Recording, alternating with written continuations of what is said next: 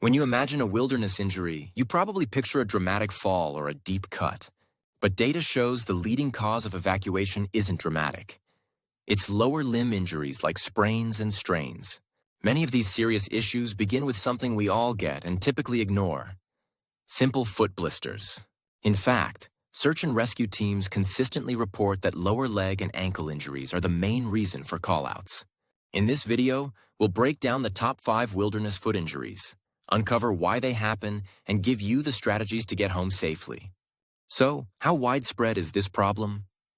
A huge 80% of all wilderness injuries are soft tissue damage, and nearly 40% of those affect our lower limbs. Injury number 1.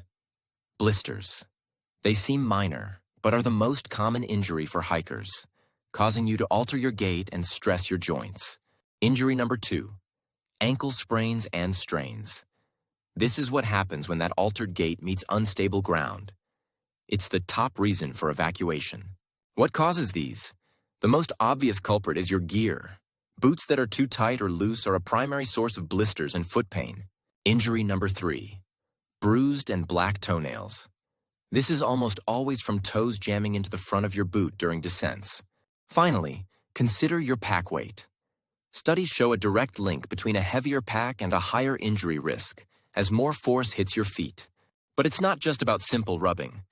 What if there's a hidden force inside your boot that's actually causing the damage?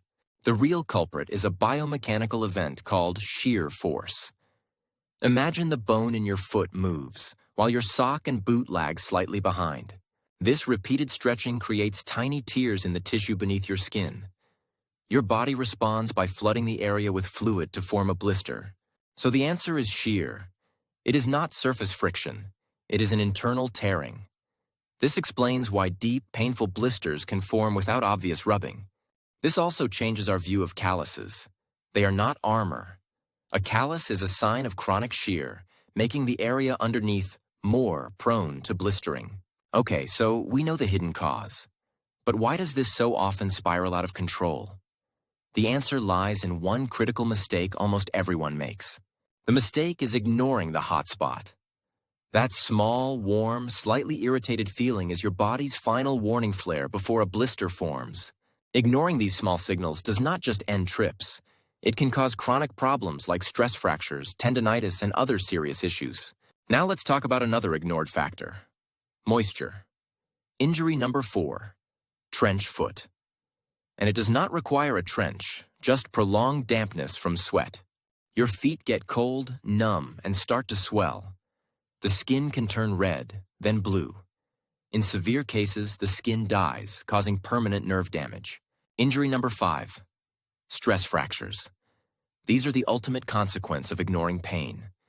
Tiny cracks in the bone from repetitive, unsupported force. So the solution is better boots and stopping early, right? Not so fast. What if the gear you trust is actually setting you up for failure? Let's talk about waterproof boots. They keep water out, but they also trap your sweat in. Your foot can produce over a cup of sweat on a hike. This is why many long-distance hikers now prefer non-waterproof mesh trail runners. They get wet easily, but they also dry incredibly fast. The gear is not the problem. The mismatch between your gear and the environment is.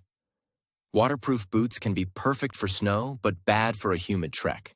So the causes are complex, and even gear choices are tricky. How do we pull this together into a simple, effective prevention system?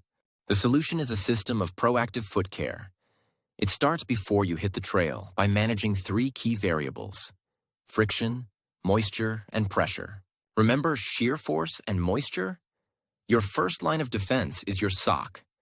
Merino wool wicks moisture and reduces shear, fighting both root causes. Recall the pressure from pack weight and toe jamming on descents?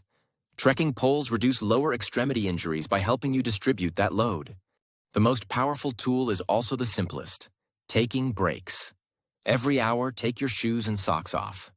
This lets your feet dry and reduces swelling. The evidence is clear. The most common trip-ending wilderness injury is not a dramatic accident, but a quiet, ignored problem inside your boots. The difference between a successful adventure and a painful evacuation is not your toughness.